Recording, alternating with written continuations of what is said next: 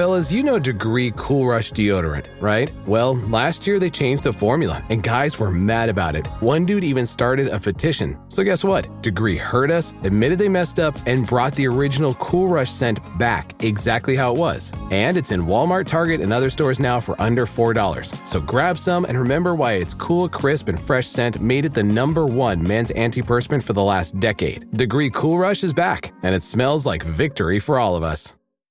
Auto insurance can all seem the same until it comes time to use it. So don't get stuck paying more for less coverage. Switch to USAA Auto Insurance and you could start saving money in no time. Get a quote today. Restrictions apply. USAA. Hilton brings you new ways to stay with experiences that let you capture the glory days. Introducing the Graduate Hotels. Each inspired by local college towns, these stays are always original and never boring. Get in touch with traditions all across the country and enjoy a stay that's a class above the rest. Book at Graduate Hotels with Hilton Honors Points at Hilton.com. It's a win-win. Hilton, for the stay. From the Fifth Quarter Studios in Madison, Wisconsin, you are listening to High School Hoops with our hosts, Steve Collins and Jake Steger. Hey everybody, welcome to High School Hoops with Jake and I, episode 27. Before we dive into what wins games in postseason, I want to give a big shout out to Dr. Dish. Make sure you go over and check them out. Mention High School Hoops or Coach Unplugged, and they'll give you $300 off your next purchase. Also, make sure you go over and check out teachhoops.com. Jake is also a member of teachhoops.com. It is a great community of like-minded coaches who will help you through the day-to-day grind of becoming a basketball coach. Help you deal with how to deal with parents, how to do that. I know during the season we were emailing and Facebooking and talking back and forth all the time, trying to help each other out. Not only that, not only the community, it's got resources, more resources than you'd ever want. We're adding them on a regular basis. So go over and check out that. All right, let's head off to the podcast.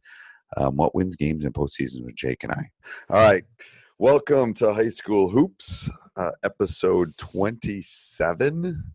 All right, what do we got on the docket this week, Coach?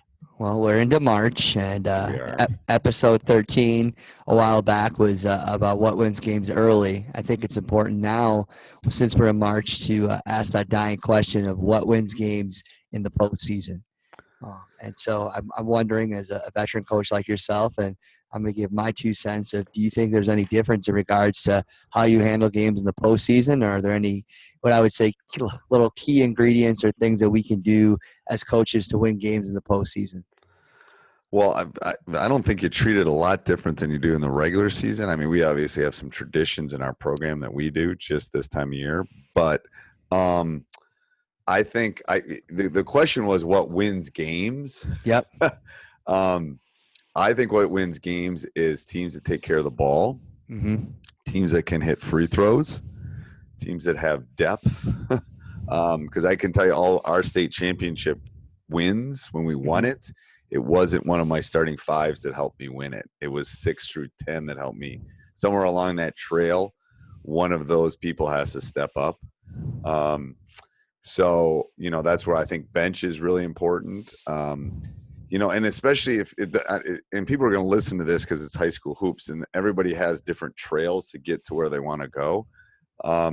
But here's my theory with this is somewhere in that trail, you're going to get a bad whistle. Somewhere in that trail, something's not going to go right. And you have to have hopefully experienced that during the season. But it's how you react to that, how your kids react to that, how you react to that will really play into whether you're playing the next day or the next weekend or whatever. So I would say depth, free throws, taking care of the ball, precision, those things are really big. Those are a lot of things that I wrote down on my notes.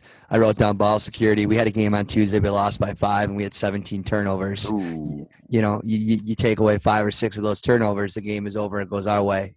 Right. So I was why I had it down on my first thing is just overall ball security in a sense of not giving them the ball, but also controlling the game if you have to leave at the end of the game. We often talk about on Teach Hoops this ability to grind. I think that's huge. It is. And there's a couple of things. I can tell you things that we've done this time of year. We worked on situations a lot. I think yesterday in practice, we worked about a half hour on situations. And we also work on – we have the ball. We're up 4 with a minute and a half. Mr. No Shot Clock, we sit and just – we'll work on taking a minute off the clock, And the reason – I do it for a couple reasons. I go, look how tired they are, and they're chasing you around. So, you can only do that a couple times in practice, but it teaches both the defense. They can see how tired their friends are by just running around trying to double them. Right. Get the ball. That goes into this idea of preparation. You talked about game situations. I think the teams that are most prepared, especially in the postseason, have the most success. But another thing that I really want people to understand is that it's not once you get to the postseason that miracles start happening. It's everything that happens beforehand. Have you done your job and strategically planned throughout the whole year? We talk about practice planning and seeing your vision and everything else. Are there really that many key ingredients, or is this just a discussion? The reality is that it's everything before. I think there's a little bit of tidbits that there are things that we can talk about, I think, that are extremely important that will help you win games at the end of the year. But it's all those things that you've done throughout the season to really get you there. Right. Because you only have a short period of time once you get your seed, once you get your final game. Right. It's like it's everything before, and people just think, it's just going to happen. But the good teams that are playing well at the end of the season tend to do well in the playoffs. Look at the NCAA tournament. I think the same replication happens at the high school basketball as well.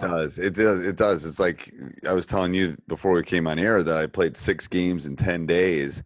And this week, I think we had 4 or 5 practices. It's like, oh my goodness! It feels like, what am I going to do with all this time? But you're right. There's no magical play. There's no magical one thing you're going to do at practice. Hopefully, you've been grinding for the last 4 months, and you've gotten your out of bounds plays down, and you've gotten your whatever your last second play down, and those kind of things. And we just practice them so the boys feel comfortable with them. That's why we do them. Another thing is just I think guys early on in the playoffs get really nervous and they miss easy shots. I think finishing is huge. I mean, I've been talking about finishing all season, but I think we have a lot of young guys on Tuesday night just miss easy bunnies because they're just nervous. Yeah. So I think finishing is really important. The ability, here's one that you may want to chime on this one, the ability to adjust and be flexible. The ability to win in different ways in the postseason. Sometimes, people get caught in doing the same thing over and over, and it might just not work against that team. And are you able to adapt and make adjustments when it really matters most? You look at the Houston Rockets, they shot so many threes last year, and it worked from all the way, but if they would have made some minor adjustments, maybe they're playing in the NBA Finals last year. You see it with other teams. I've seen it with high school basketball teams. The ability to adapt and be flexible in the postseason, I think, is extremely important. It is. And that goes back to what I was saying before. There's going to be that one game where you're maybe a fast-paced team and you're playing a grinding team, and you're going to have to adjust. Some of my greatest teams, we wanted to get up and down the court 90 times, and some of the big games that we lost is people were able to take us out of that. And we weren't as effective doing it. So good. Yeah, the other thing, the last thing I would say is that other guys need to step up. You got a lot of studs, but it's when you watch the state tournament, I watched it multiple times at different states and different levels. It's not always the top scorer that makes the difference. It's other guys that have their shining moments that really, it's your 3, 4, 5, 6, 7, 8, 9 guys. And you're like, wow, that's why we are state champions. The importance of a team, it's that guy, quote unquote role guys that are going to help you win the state title. It really is. And so I was saying before, it's every time we've won it, it's been 6. There's been a guy 6 through 10 that stepped up. And then when people are reflecting back on their seasons, that's where, as a coach, hopefully you're developing everybody. If you're only developing your top 7, you're an injury away. I mean, that's why you got to think long term. You got to think the marathon rather than the sprint sometimes. Or the everything before that I talked about early in the podcast, and the ability to be flexible, because you never know when that person's going to be the type of player that you need in the end of in a big game, whether it's defensively, offensively, inside, outside. And so, it goes a long way. It does. All right. Anything else? Nope. Just wanted to touch on that because everybody wants that secret recipe, but sometimes there's really not a lot of secrets to it. The 6'11" kid from, Texas or something. There you go. Secret sauce. Yeah, there you go. All right. All right, sounds good. Week, Coach. All right. Bye-bye. Hey, everybody. I hope you enjoyed that podcast as much as I did. Please go over and subscribe and like, especially if we love those 5-star reviews. We would love if you did that. Also, go over and check out teachhoops.com for coaches who want to get better. 14-day free trial, at least at the time of this taping, that is the case. It is a great community. It is one of the joys of my life at this point because I'm able to help other coaches in the coaching community through this great journey and share the things that I've been able to learn over 30 plus years. So go over and check it out. Have a great day. This podcast is part of the Sports Social Podcast Network.